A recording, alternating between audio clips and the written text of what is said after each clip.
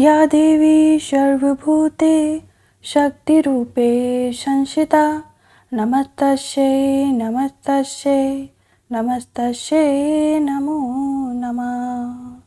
नमस्कार दोस्तों, आज की हमारी कथा हमारे नटखट हनुमान जी की कथा रहेगी। अगर आप हमारे चैनल पर न्यू हैं तो चैनल को शेयर सब्सक्राइब करना ना भूलें।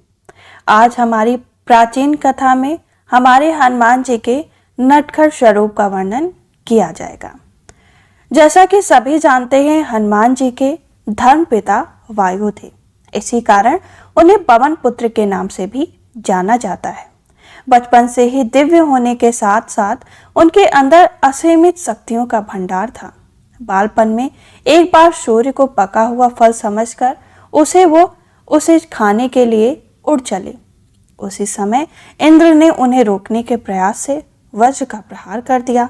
वज्र के प्रहार के कारण बाल हनुमान की ठुड्डी टूट गई और वे मूर्छित होकर धरती पर गिर गए। इस घटना से कुपित होकर भगवान पवन देव ने संसार से सारी वायु रोक ली, जिसके कारण सभी प्राणियों में हाहाकार मच गया। वायुदेव को शांत करने के लिए अंततः इंद्र ने अपने द्वारा किए गए वज्र के प्रभाव को वापस ले लिया। साथ ही साथ अन्य देवताओं ने बालक हनुमान को कई वरदान भी दिए। यद्यपि वज्र के प्रभाव से हनुमान की ठुड्डी पे कभी न मिटने वाला चिन्ह छोड़ ही गया।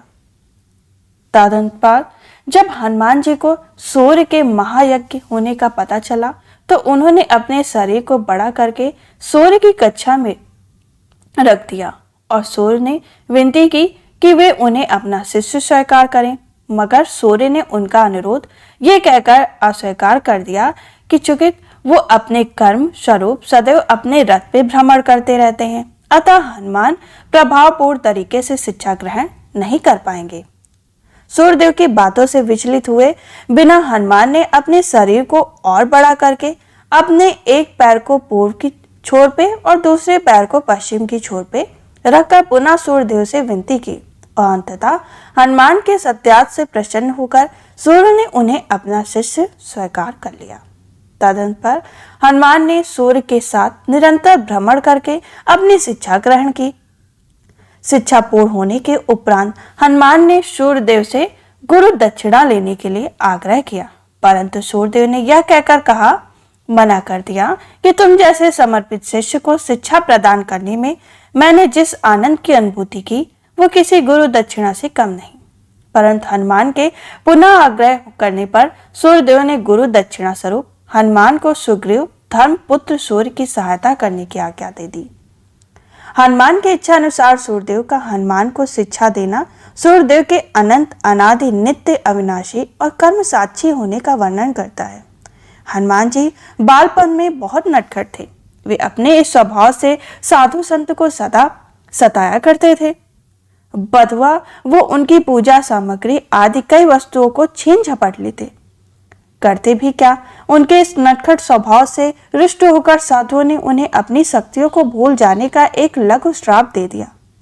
इस श्राप के प्रभाव से हनुमान अपनी सब शक्तियों को अस्थायी रूप से भूल जाते हैं और पुनः किसी अन्य के स्मरण करने पर ही उन्हें अपनी असीमित शक्ति का स्मरण होता था। ऐसा माना जाता है कि अगर हनुमान श्राप रहित होते तो रामायण में राम रावण युद्ध का स्वरूप पृथक भिन्न न्यारा ही होता। कदाचित वे स्वयं ही रावण सहित संपूर्ण लंका को समाप्त कर देते।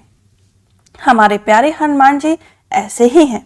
जो भी उनकी आराधना पूजा सच्चे मन से करता है तो दुनिया की कोई भी ऐसी चीज नहीं जो वो उनको लाकर ना दे दे। इसी के संग हमारी कथा और हमारा वर्णन यहीं पर संपन्न हुआ। हम फिर मिलेंगे ऐसी ही कथा के संग। तब तक के लिए जय श्री राम।